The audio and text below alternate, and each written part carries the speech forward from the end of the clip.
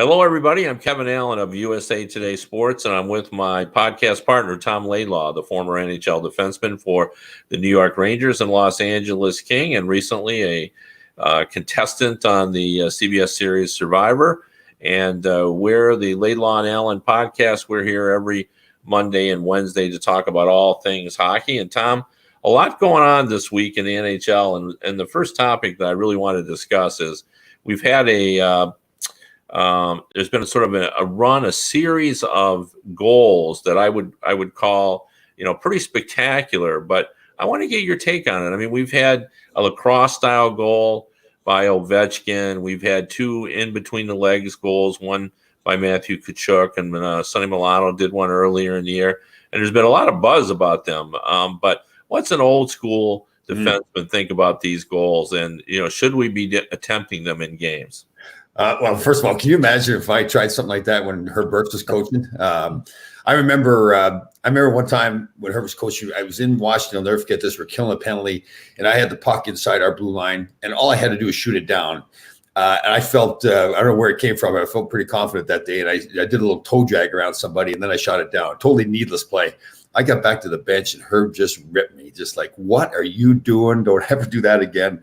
So, yeah, different times, and definitely for me, different style of player, so I would not try that. But, I look at it that, first of all, I think it's great for the game. I mean, it's just that it's hard for an old guy like me to say that because I think the creativity that the cross-style goal by, Svechnikov. And actually, I give him credit because he was creative there in an attempt to score goals. Obviously, he knew the effect it was going to have. It was a little bit of a flamboyant play, but also, he gave himself a scoring chance. I thought the same thing with Tkachuk's goal. He kind of got jammed there where he couldn't get to his backhand to shoot it, couldn't get to his forehand, so he's forced to go between the legs and shoot it. So it was a way that he thought, and let's talk about it, where he thought, okay, this is the best chance for me to score this goal. What I don't like is the plays when guys are intentionally trying to do something out of the ordinary and it hurts their chances to score. Matt Duchene playing with Nashville playing against the Rangers on Saturday, he had a chance in front of the net and took his time to pull it between his legs and try to do a little bit of a hot dog move. And I think it was Trouba poked the puck away from him. So if he had just shot the puck right away, he would have had a better chance of scoring. So I love the plays. I think they're creative. I really love them when they actually are creating an opportunity for the player to score. I don't like it when guys are just doing it. This is a chance to do it, and it actually hurts their chance to score. So I think it's great for the game, but again, it's got to be used properly. Yeah, I thought you and I would disagree on this, but we don't. I see it exactly the same. Like, I think in all three of those instances that we referenced, it was a split-second decision based on what the scorer thought was his best scoring opportunity. Even Milano's goal, if you look at it, it was a bang-bang play, and the puck was there, and just the fact. Well, it looks like we lost Kevin a little bit. He's freezing. But you want to avoid, the hot dog style plays like you mentioned, where it's an empty netter and you're fooling around, and you want to just kind of put on a show. But in this case, I thought it was just part of the strategy of what was going on. Certainly, Tkachuk's was. I mean, you said it really well. Like, that was his best option at that point in time. And I know I've heard people suggest that, well, now are we going to have to defend against these lacrosse goals? Is it going to be, are there more and more people going to do it? And the answer to that is, all anyone had to do was cover him behind the net, like you should do anyway. Yeah. And that guy can't do that. And he's tried that before and it didn't work, and he works on it. But it's interesting in Detroit. They happened to be, the Red Wings were in Carolina, and Ken Daniels, the terrific broadcaster for the Red Wings, hauled out a video of a 10-year-old who was able to go in on a breakaway here in the Detroit area. He's a premium player. Shoveled the puck up and just kind of hurled it into the net. And he asked Svechnikov, he being Daniels, about it, and Svechnikov, said, he could do that because he was 10. Like, an NHL player at 6'2" is not going to be able, with a guy on his tail, be able to, kind of do that. So I don't think we have to worry. But here's the one thing I would say, and I want to get your take on this. When I first started covering the league, and when I say this, people go, no, but it's true. And you'll remember this. Not everybody could one-time the puck the way everybody does today. Like I say, about 15% of the guys were really good at it. Yep. And everybody else just struggled. You know, like sometimes they'd miss with the puck come across. And, absolutely true. Yep. And here's what I wonder: are we going to see, those type of plays? Because I see guys working on these all the time now. I wonder if these will just become second nature. When a guy's on you and you're driving to the net and there's a guy on the left side of you that you shift that puck in between your skates and shoot it like that. Is that going to become commonplace, just like one-timers are today? Oh, totally. And you're dead on right with the one-timers. I remember in 1981, it was Herb Burke's first year with the Rangers, they brought in Ray Ruotsalainen, and he was shooting one-timers. And I remember sitting there watching and thinking to myself, I can't do that. Like, I couldn't shoot one-timers. Now, we practiced and work on it like anything else, and we became able to shoot one-timers, but I couldn't do it when I first started in the league. So you're dead on right. I do think you'll see more and more people try it. I also think you'll see three things. I think you're going to see coaches say, okay, if you want to try it, go ahead, but you better make sure that you're doing the right thing for the team. It's a team concept. You're doing it, like you said before, we agreed, with the idea that that's your best chance to score. If you're doing it just to be a hot dog and you don't score, man, there's going to be a price to pay amongst the teammates too. I mean, teammates aren't going to like that too much either. At least I certainly wouldn't. I listen, if you do it and you score and that's your best chance to score and make it happen, then I'm all for it. But if you're my teammate and you trying to be a hot dog and you ruin our chance to win or our chances to win, I'm not going to be happy about it. Plus, also defensively, if I'm a defenseman and that guy's making that move, he's putting his head down to put this. Well, I'm going to run him over, right? I better. Like, that's what you teach your defenseman. So a lot of the game, the players always adjust to things that are happening in the game, and they'll adjust to this. Yeah. I when you're talking about the coaches, it reminds me, and this is not quite the same, but I think there's some similarity there. And I hope I got the name right, but I remember being at a practice once, and Doug MacLean was coaching the Florida Panthers years ago. And I think it was Stewie Barnes, and they were in a drill, and he was kind of dangling out by the red line, waiting for an outlet pass. And MacLean lit into him about, I hate it when you cheat like that, Stewie. I hate it when you cheat. And he turned back around and he yelled over his shoulder, but I love it when you score.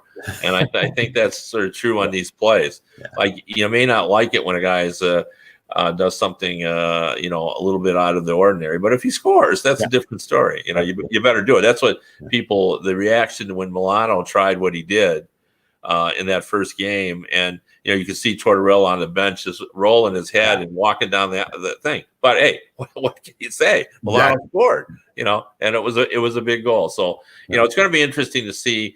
I agree with you. I think we're going to start to see this more commonplace because, I remember in the 80s going to Oilers practices and seeing guys like Gretzky and Curry. They would flip the puck back and forth on their sticks and do kind of trick plays. And, that sort of led to more people sort of working with control of the puck and being able to bat it out of the air. And now you see guys who are just so good and so skilled at getting the puck down. Was there anybody any better at knocking the puck down at the blue line than Nick Lidstrom?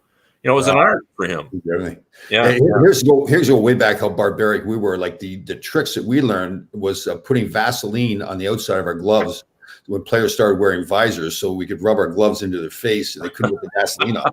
That's creativity. That is creative play right there. That is terrific. And I haven't heard that story. Vaseline on the visor. I love that. I love that. It was funny because the guy would leave and they didn't have. Obviously, most trainers didn't have anything on the bench to get rid of the Vaseline, so they'd have to either take the Vaseline off or the visor off, or take the helmet into the locker room and get it fixed so the player couldn't play.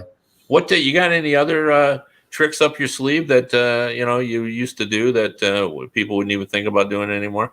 Well, I'll tell you, it's funny. In the alumni game we played up in Boston, 2 weekends ago, and then back in Madison Square Garden against the Bruins. So Joey Mullen was playing, and he and Charlie Simmer were two of the best. They were great guys, but real competitive players. So they would come to the front of the net, where that was my job, was to cross-check them and spear them and do everything and get them out of the way.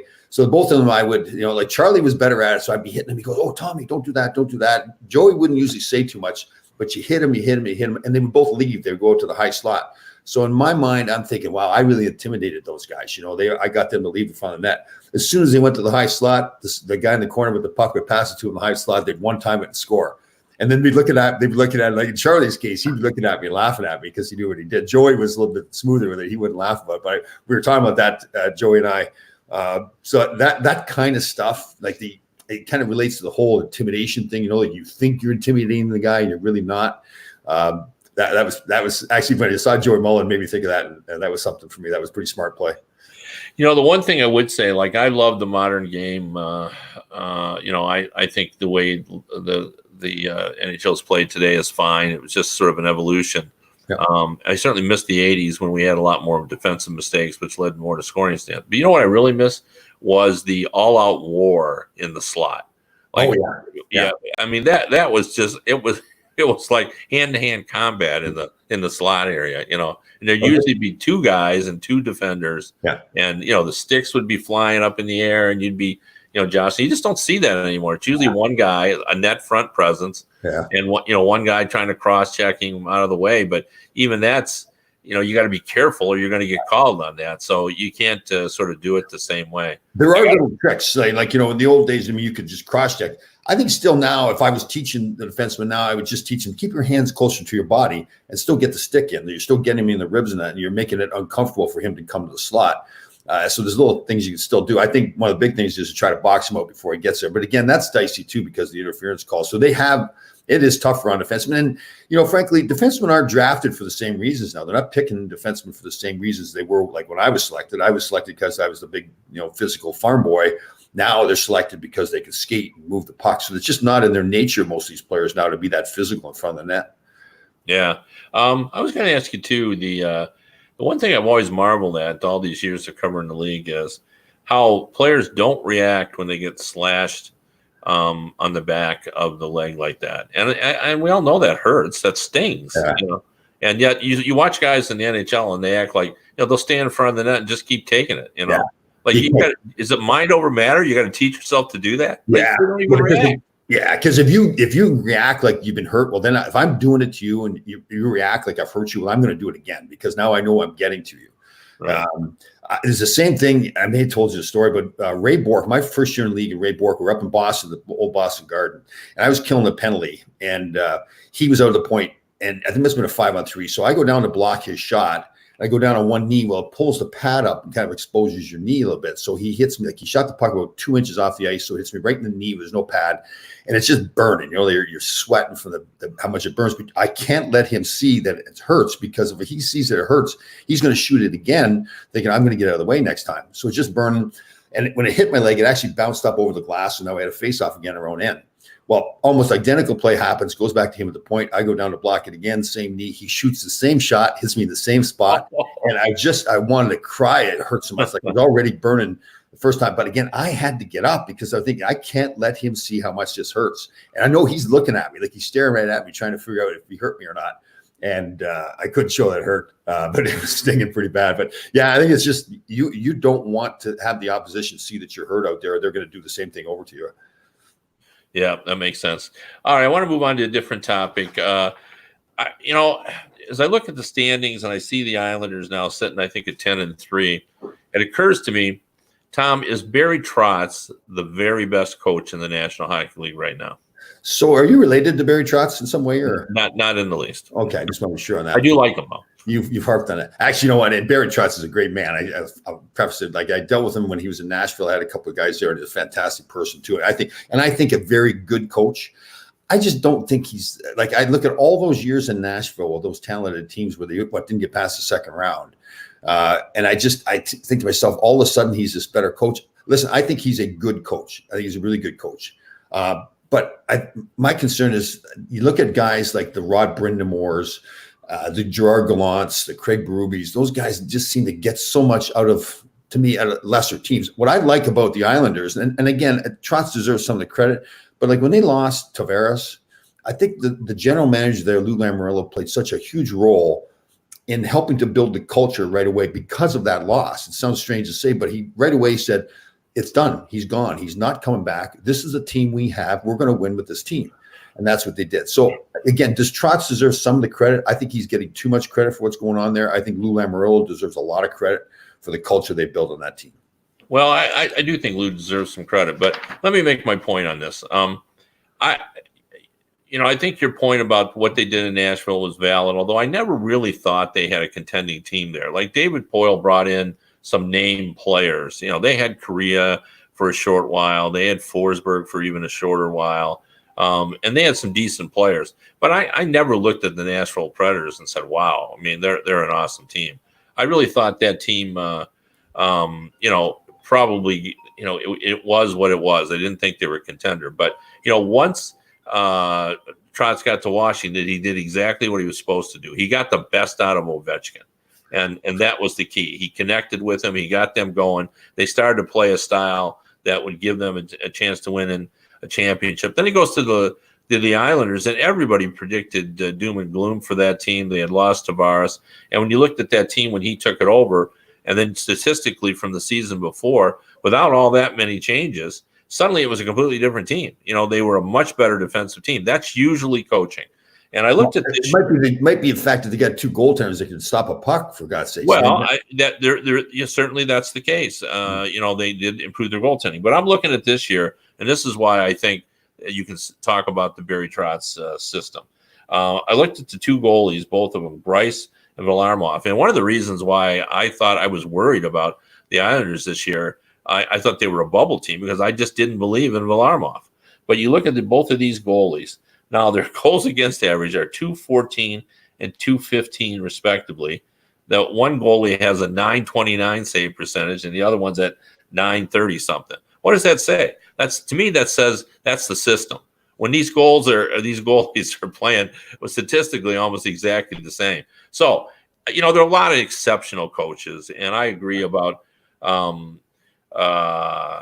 the fact that I think Rod Brind'Amour is a terrific coach. I think he got so much out of that team. I love Cassidy in Boston. I think he's a terrific coach, doesn't get enough credit. I like Gallant, although, the argument on Gallant would be, hey, this Vegas team this year, I think, is really good. And, they're struggling a little bit. Is it all Fleury's fault?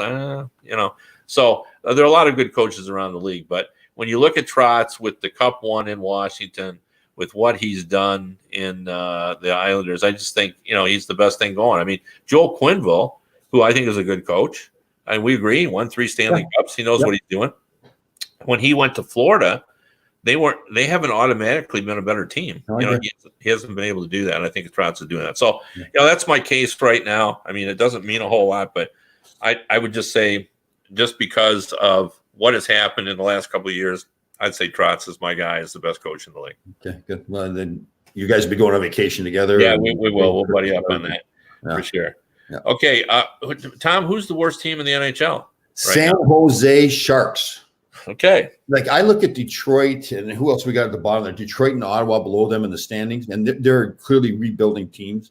When I look at the talent level in that team, the proven good coaching, because I love the coaching on that team. Pete DeBoer is an excellent coach.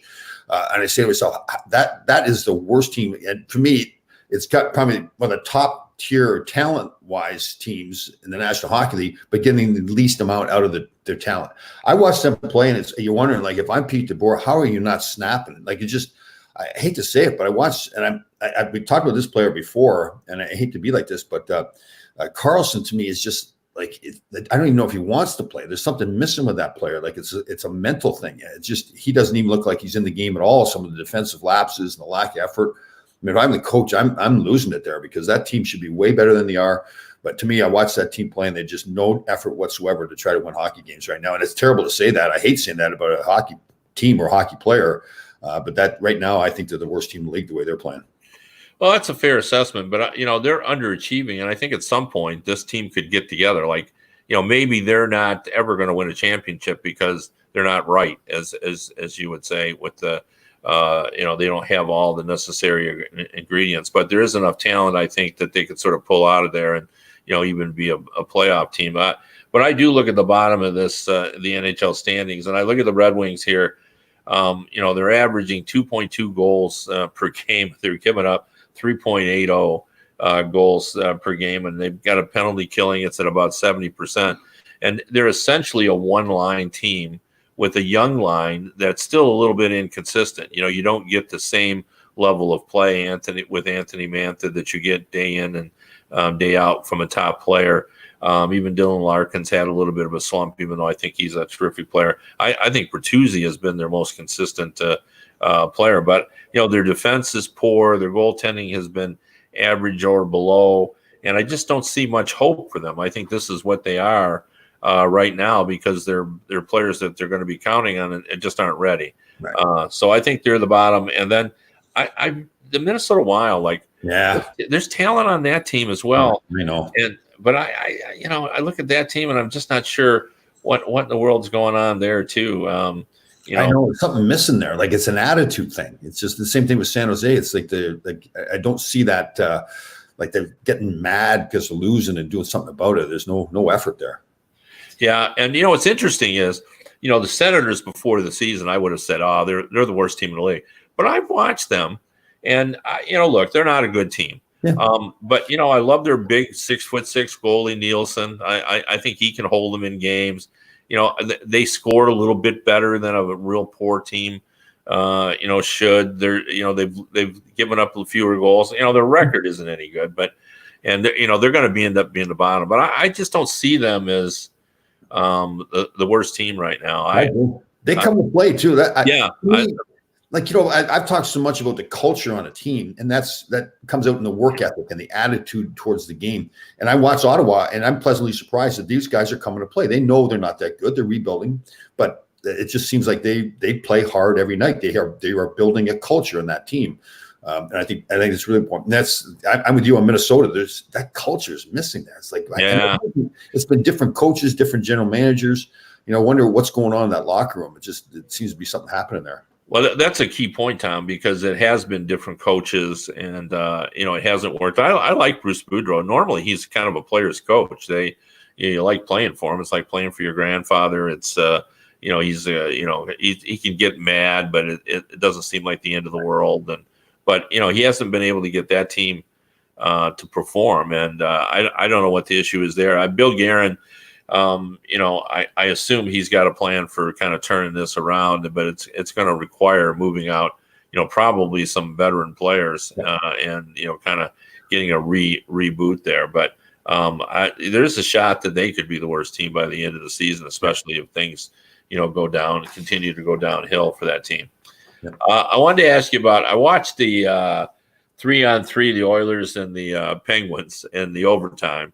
And there was about I don't know whether it was a minute 20 or whatever. It seemed like 5 minutes, but it was probably just over a minute of just incredible action with Connor McDavid and Draisaitl and, the Penguins flying up the ice. And as I was watching, I thought, oh my gosh, like this 3-on-3 overtime, it just, every time I watch it, it's just exciting as all get out. And, I think a lot of people went into that real reluctantly about what a gimmick, it's only slightly better than a shootout, but that's an exciting thing to watch to settle a hockey game. Your thoughts? Oh, totally. And I was one of those old school guys that I remember when they first even thought about having overtime at all. I was like, well, my God, that's just not the way you play the game. It's terrible. And then 3-on-3, like who would do 3-on-3? But I'm with you too. And I think you can't stop watching it. What I like too is how the creative the players have gotten too. Like it's almost like obviously the blue line is still there for offsides, but they've kind of eliminated the blue line on their own in terms of keeping the puck in. If they feel like they can't keep it in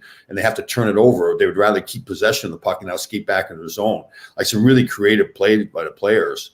And I love that, right? So they're inside the blue line. And if an old defenseman like me, if I feel like I'm getting pressured, I would just dump it down the corner. Well, you don't want to do that now because you may not get the puck back. So now they're circling back in the neutral zone and gaining speed and coming at them. It's fun to watch. It's almost like once one opportunity is created at one end, now it's back and forth, right? Because the guy's gone in on an opportunity. Now he's trapped in the zone. Now you got a 3-on-2 going back.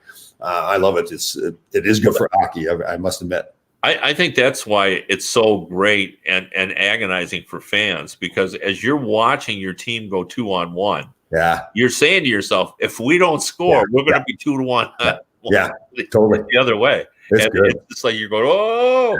Yeah. The players have really caught on to it. Like they know now. They're gunning. The coaches are putting the right guys on the ice. It's fun. Yeah, and it's a speed thing too. I'd love for them to put electronic timing on these players, because it seems to me in overtime they're skating even faster than they do, because they want that opportunity in the open ice, and it's just incredible. But that's probably got to be the best rule change in the last 25 years. I can't think of anything else that's Well, I guess if you go way back, after lockout in 04, 05, where they came out with no hooking and holding and all that, that really changed the game a lot too. But I love the 3-on-3. But when they, as much as, again, there's another of these things, when they changed the rules and no more hooking and holding, I was like, oh God, guys were just taking penalties all the time because we were just so used to playing a game where you're allowed to hook and hold. And now all of a sudden they couldn't do it anymore. But, like anything else, the players have adjusted to it, and it's really sped up the game. So I think that's another rule that's really helped. But I'm with you. I love the 3-on-3, but I think the hooking and holding, getting rid of that really changed the game a lot too. Did people, forgotten about that? I call it the rule reformation, where they, during the lost season, they came up with all the ways to change the game. And, through the years we've had. So one rule that I think, people always complain and grumble about, but they have forgotten what it was like. It's revisionist history. When they talk about shooting the puck out, like everybody says, oh, I hate that when you get that, you don't do it on purpose. Well, guess what? Back in the old days, they used to do it on purpose. Oh, absolutely. Yeah. And it slowed the game down. If you were in trouble, it reminded me of when your kids start playing soccer when they're 7 years old and 8, the coaches teach them, when you get in trouble, kick it out of bounds. Yeah. Well, that's not how you should learn the game of soccer. That's certainly not how we should play hockey. Yeah. That if you get in trouble, you shoot it in the stands. Well, that was one of my favorite plays. I can imagine, when you're feeling pressure, let's get it out of here any way you can. But interesting question from Barry Shelley here too, talking about whether the goalies like the 3-on-3 so much. I don't care. Sorry, Barry. No, but they don't like it. It's not fun for them. But it's like an all-star game almost, right? It's like the same thing as an all-star. Yeah. But I think it's sometimes we have to pay homage to the consumer, and yes, in this case, like, I just can't imagine fans not loving that, because usually everybody stands during the overtime. And it's just exciting, and I think the goalies do love it, the making the big saves, because usually they're spectacular saves in overtime. They're stretching their pads all the way post to post, trying to prevent the puck from going in. But it's really kind of marvelous how that has kind of evolved. Right. So you got a topic you wanted to talk about. Let's get into that a little bit. Sure. So one of my pet peeves, and I think to myself, why do general managers keep getting caught in this trap every year, where they feel like they have to go out and get the most talented players and the most talented team, almost like an all-star team, to win a Stanley Cup, when it always seems like lately the teams that they kind of downgrade. So Washington's a great example. And we talked about this before, where when they finally won the Cup, that was probably the least most talented team they'd had in the last 5 years. St. Louis won last year, wasn't the most talented teams. What teams do when they win is they build a culture, they build that work ethic. They get players that understand this is their role on the team. They know how to play their role, and they also understand that if they play their role, the team will win. And like everybody, they all want to get paid their money, totally understandable, and they all want to pursue their careers, or even have their careers go upward, get better and better as their careers go along, and that will happen with players as they win. So to me, it's like, God, like I amaze myself, and really, like, David Poile's a good example in Nashville. Great, I think he's a fantastic general manager, but I get concerned sometimes where there's this kind of arms race to go get the best players. I look at San Jose and I think to myself, man, they've got all these talented guys, but they can't play as a team together. And so that's one of my pet peeves, is like, concentrate on putting a team together that has a winning culture, the work ethic, the understanding that you've got a role to play, instead of trying to get the best players on your team all the time. Yeah. And sometimes that's hard to define, winning culture, but within the hockey group, I think everybody sort of understands that. And just recently, when, I'll give you an example of it. When Malkin went out with an injury, I think everybody predicted doom and gloom for the Penguins. This was both Malkin and Crosby are getting older. The defense isn't as strong as it once was. The depth isn't quite there. But lo and behold, the Penguins held it together. And part of that is it's just a culture there. There's an expectation, no matter who's wearing the Penguins jersey, that winning or losing is not accepted in any way, shape, or form. And I think that carries through from season to season. Now, it doesn't mean they're going to win the Cup every year. It just means they're in it. Like, this Penguins team is still in it, and they're still in the mix. They're still a team that needs to be reckoned with. Would I say they're a favorite? No. But I understand what you're saying about the Sharks. And to me, the Boston Bruins are the other end of the spectrum. They're probably the best culture in the National Hockey League. And it starts with, two of my favorites, Zdeno Chara and Patrice Bergeron, two fantastic players, but it's the work ethic. It's how, I admire Chara so much in that he's gotten older. And I think we've talked before, in my case, as I got older in my career, I got stubborn. I said, this is the way I do it. I'm not changing it. Well, he's changed his training methods, his diet, all that, so he can continue to be one of the top players. So if you're a young player and you're going to walk in that Boston Bruin locker room and you see those two great players, great careers who come to play every day, all the training they do, the passion they put into the game, how can you play any differently, right? And now all of a sudden you built that culture where this is the way we do it at the Boston Bruins. It's no different than the New England Patriots, although they had a tough weekend, tough day yesterday. But it's that culture that they built. Like you said, this is the way we do it here with the Boston Bruins. This is the way we do it with the Pittsburgh Penguins. So you come in this locker room, now you're expected to perform that way. Yeah, and the Boston Bruins, I would make an argument their winning culture has evolved a little bit. Under Claude Julien was really defensive oriented. With Cassidy, it's still defensive. You got to play defense hard. You got to be relentless. Defense first. But I think, is more open to sort of an attacking offensive style too. So now, I think they're even more formidable. We've talked about before just about how good they look this season and the way they're performing. Yeah. Anyway, of course, we've run out of time. This half hour goes by so quickly. This is the Laidlaw and Allen Report. I'm Allen. He's Laidlaw. We'll be back on Wednesday. See you next time.